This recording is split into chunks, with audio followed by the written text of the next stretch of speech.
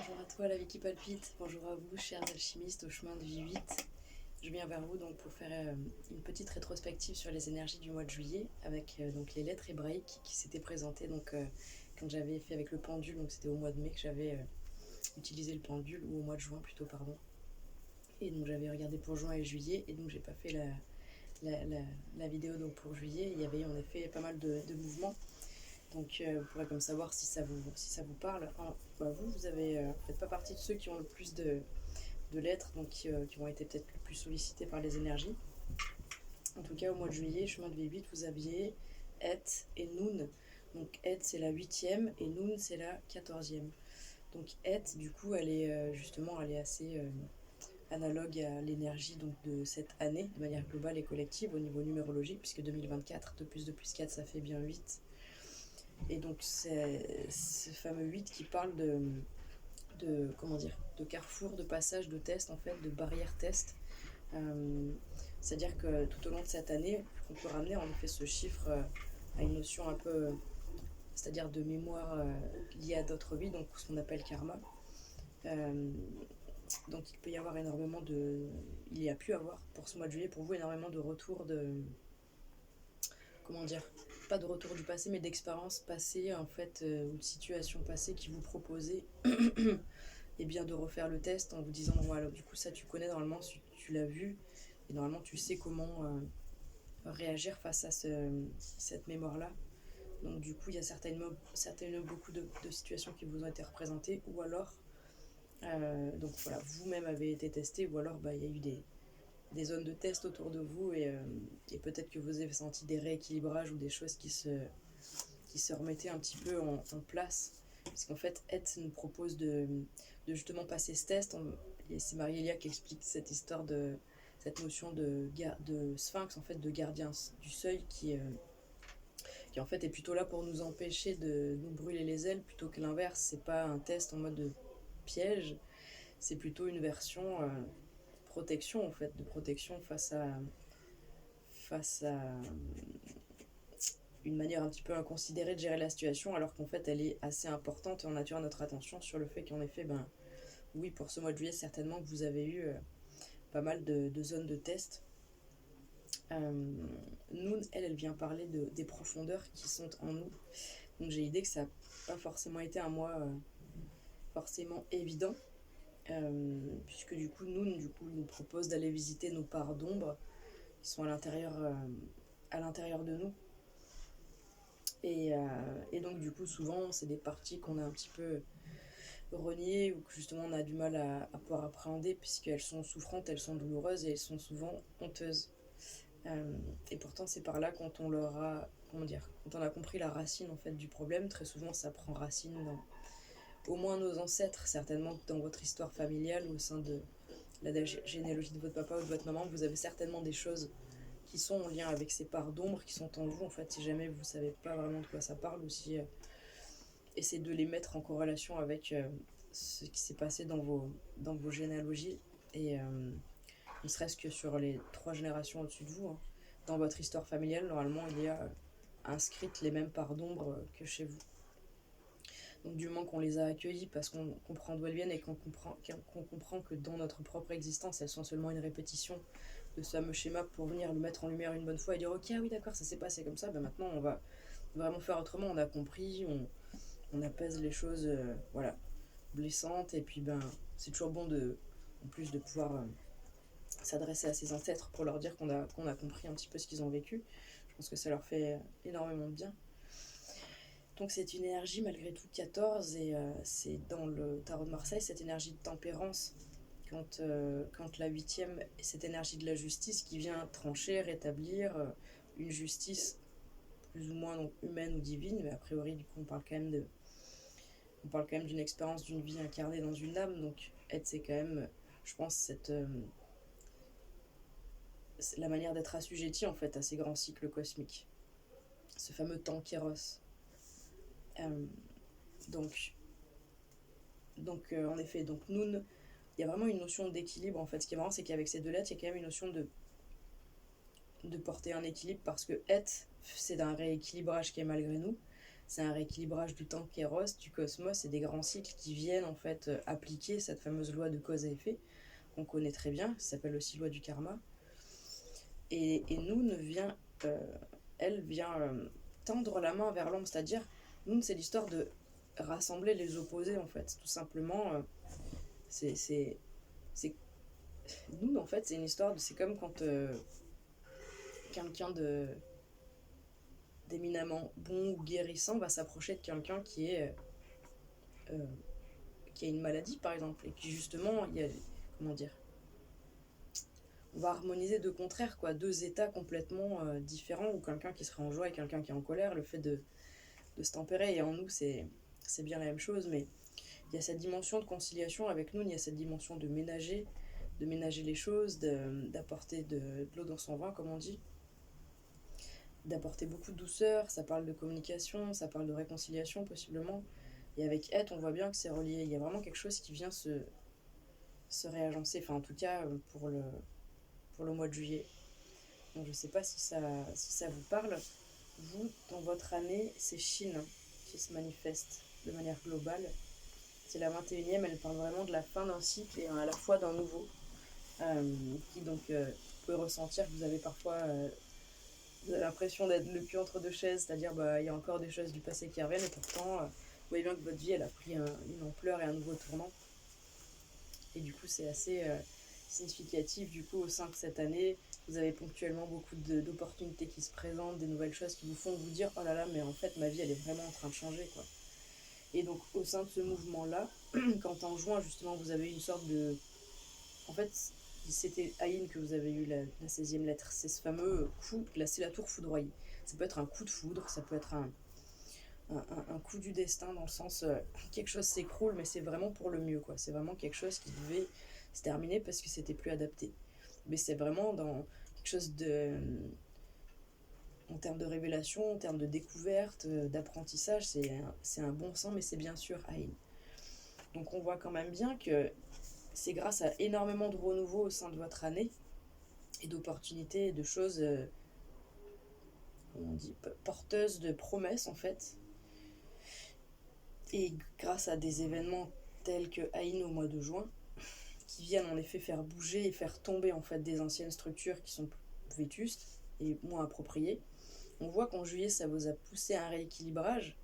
Alors aidé par le destin entre guillemets, hein, aidé par ce fameux aide, cette fameuse justice entre guillemets divine, hein, cosmique, plus Noun, c'est-à-dire la même chose, mais dans votre intériorité, qui est venu se rééquilibrer, qui est venu tendre la main, qui est venu accepter des choses, qui est venu les regarder au moins en face. Et du coup, voilà, vous en êtes là. Et donc, du coup, pour le mois d'août, comme je disais, je ne l'ai pas encore fait, donc je vais demander pour les chemins de vie 8, quel sera l'enseignement hébraïque pour le mois d'août 2024.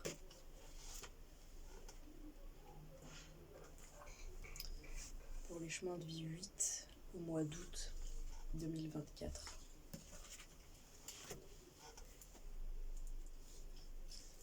Le mois d'août, c'est le mois d'août. Le mois d'août 2024. S'il pouvait être aussi doux que son nom.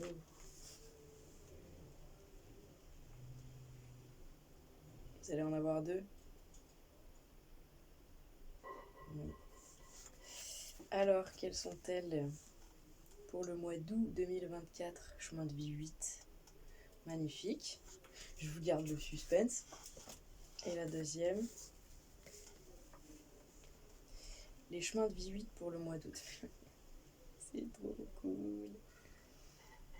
Ah là là, c'est beau pour vous. Hein, c'est très très beau.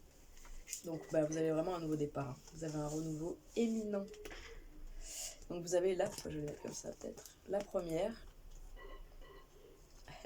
hein, lettre hébraïque et la dernière. Franchement, fallait le faire. C'est magique. Et vu qu'en plus c'est lui qui... Enfin voilà, moi j'ai pas de... C'est trop cool quoi. Donc du coup, Aleph, alors c'est ce fameux bœuf cornu, c'est la numéro 1. Donc, et Aleph, c'est celle qui contient toutes les autres lettres hébraïques. Vous savez, dans la Bible, ça commence par Bereshit. Bereshit, c'est Beth, c'est le début de Beth, la deuxième lettre. Et en effet, Aleph, il est là, lui, il a ouvert le bal. Et en fait, il contient tout le reste.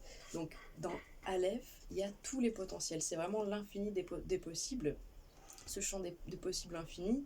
Dans le tarot de Marseille, c'est le battleur, c'est ce fameux personnage un peu candide et jeune, avec toute sa curiosité et sa fougue et son envie en fait d'entamer de nouvelles choses, qui a tous ses outils devant lui, qui a tous euh, ses compétences, ses nouvelles compétences, ses nouvelles possibilités, ses talents, ses dons, ses capacités et ses connaissances et qui du coup va les utiliser. Donc du coup on lui demande d'essayer. Donc pour le mois d'août on vous dit allez-y. Allez-y, je sais pas, faites un truc nouveau, mettez-vous à la rando, mettez-vous à la piscine. Mais il y a vraiment quelque chose de nouveau qui s'entame. Et ce qui est génial en fait, j'adore parce que les deux c'est des énergies d'enthousiasme. C'est vraiment des énergies d'enfant en fait, d'enfant intérieur, surtout pour celle-ci. Et là, de sage, vous savez, c'est le folle, c'est le fou, c'est-à-dire que c'est le sage en fait, mais qui a cette sagesse qui nous paraît folie. Comme quand certains animaux font des choses qui nous paraissent un peu dingues en fait, mais eux ils savent ce qu'ils font. J'entends Okma, j'entends la sphère Okma de la sagesse dans l'arbre de Séphiroth. Et donc du coup, c'est cette sagesse qui est intrinsèque en fait à chaque espèce. Et donc du coup, voilà, ce fameux sage, il est connecté à cette sagesse-là, un petit peu instinctive, un petit peu, voilà, c'est spirituel, mais en même temps, c'est très animal aussi, puis c'est très, voilà, je sais pas, c'est très instinctif. Et donc du coup, il a un enthousiasme débordant d'aller en paix, en sérénité, vers un nouveau départ qui le ravit en fait. Parce qu'il sait pas exactement pour le coup ce qu'il va faire. Alors que lui, il a peut-être plus une idée en tête avec son mental en disant ah, je vais faire comme ci, je vais faire comme ça. Lui, il y va en fait. Il y va, il dit moi je veux faire ça. Et voilà, il voit ce qui se passe et il s'adapte. Alors que là, il y a peut-être un désir de pouvoir. Les travers, en effet, qu'on prête souvent au battleur, au magicien, c'est le côté illusoire qui peut s'illusionner, qui peut illusionner ou mentir. Et quelque part, oui, vu qu'on peut tout faire, on peut tout être aussi, on peut être un vrai caméléon. Alors que là, il il y a un véritable dépouillement qui s'est effectué tout au long du parcours. Ça, c'est le premier pas sur tout ce chemin donc, qui part de l'Aleph, donc l'unité, hein, ce champ de conscience unifié, donc Dieu, la source, comme on pourrait l'appeler. Et donc cette fameuse traversée du désert, en fait, hein, de ce fameux Aleph, ce bœuf cornu qui a ses deux antennes, hein, la glande pinéale et la glande pituitaire, et qui veut traverser son désert symbolique, qui veut retourner en fait à l'unité. Pour retourner à l'unité, en fait, ce bœuf, il va devoir traverser en effet un désert pour retourner prendre cette dernière porte, ce dernier passage qui va lui demander, donc c'est la 22e lettre, 22 ça fait 2 plus 2 ça fait 4, c'est un carrefour. Chacun des carrefours, chacun des 4 représente une porte et un passage avec cette notion intrinsèque de dépouillement. Et de devoir quitter, en effet, laisser des choses, mais généralement c'est pas aussi compliqué que ce qu'on croit parce que, comment dire, de la même manière que quand les feuilles d'un arbre, de toute façon, elles sont sèches, elles tombent, elles se décrochent de l'arbre, l'arbre il souffre pas à aucun moment parce que, voilà, c'est le moment qu'elles se détachent. C'est un petit peu ça l'idée de toute façon. Donc vous avez quand même un mois d'août qui est vraiment génial et qui a une sorte de... Il y a tout en fait dans votre mois d'août. Il y a tout parce que vous allez en même temps initier quelque chose de nouveau et vous avez peut-être un peu une certaine forme de timidité ou de maladresse ou de, ouais, je dirais timidité, maladresse, empressement peut-être. Mais à côté de ça, eh bien, vous avez toute la sagesse donc de Tav qui va aussi émaner en fait. Je pense que vous peut-être vous entamez comme ça tout plein de légèreté et de candeur. Et ici, euh, c'est comme s'il y a un truc qui se pose en fait en fin de mois à l'intérieur de vous et qui vous fait comprendre que ok en fait il n'y a pas besoin de se presser, il n'y a pas besoin de stresser non plus parce que euh, chaque chose arrive au bon moment et je pense que vous allez le sentir. C'est pas rien quand même de terminer avec Tav et d'avoir ces ces deux là. Je trouve ça assez génial. Après en effet avoir eu un gros rééquilibrage, vous voyez quand même que c'est pas rien ce que ça mène. Ça mène un 1, donc vraiment quelque chose d'impulsion. Il y a quand même beaucoup de mouvement pour vous dans ce mois d'août, mais il y a quand même quelque chose aussi qui vient s'ancrer et se poser parce qu'on est sur un 4, ça reste quelque chose de sécurisant, de stable, même si c'est pour un nouveau départ. Si vous voulez, si on représentait donc les 22 arcanes ou les 22 lettres, on pourrait les représenter comme un bandeau circulaire comme faisant donc ce fameux cercle, hein, un œuf quoi, qui tourne sur lui-même. Et puis vous savez, cette histoire d'anneau de Mobius, c'est ce petit point charnière où en fait il y a un basculement. C'est ça qui fait qu'on reste sur le même anneau, mais que voilà, hop, on inverse le. Et on est toujours. Voilà. Et donc c'est lui qui fait la charnière en fait. Lui, il permet de basculer dans le cycle d'en haut, dans la sphère supérieure, ou de rester dans celle du bas. Et du coup, avec celle-ci, vous prenez vraiment un nouvel élan, un nouveau cap. Je pense que c'est pas pour rien ce mois d'août, qui est un mois 8, qui est un mois assez. Voilà, hein, je pense assez karmique et qui va rééquilibrer beaucoup. C'est pas pour rien que vous l'avez eu vous. Peut-être le mois précédent, c'était pour vraiment déjà impulser le truc. Et là, on voit bien pour vous, il y a un nouvel élan, quoi. C'est très clair. Donc voilà ce que je peux vous dire. Chemin de vie 8. Je vous souhaite un très beau mois d'août. N'hésitez pas à aller regarder donc sur cette chaîne. J'ai fait une playlist du coup sur les enseignements de Marie-Elia. Donc au dos de ces cartes que j'ai imprimées, plastifiées, donc il y a des enseignements de Marie-Elia. Ils sont super intéressants. Euh, c'est vraiment passionnant. Et vous pourrez, si vous voulez, comme ça, faire résonner euh, de manière plus profonde peut-être ces lettres-là avec les arcanes du tarot. C'est vrai que j'ai oublié de dire que par exemple en fait le fou il a vraiment ce côté de se lancer en fait et de partir à l'aventure, de vraiment se lancer dans le vide et de prendre un risque en fait. Il a cette dimension de prise de risque qui pour lui c'est pas vraiment un risque, c'est à dire que c'est de l'adrénaline en fait, ça lui fait du bien. Même sans ça limite la vie elle a pas de saveur en fait. Donc allez-y et goûtez la vie, faites-vous plaisir. Et puis voilà, allez découvrir les enseignements de Marie-Elia si c'est pas le cas. Et puis moi je vous dis, prenez soin de vous, à très bientôt. Et puis un très beau mois d'août, un très bel été à vous. Et bon courage, au revoir.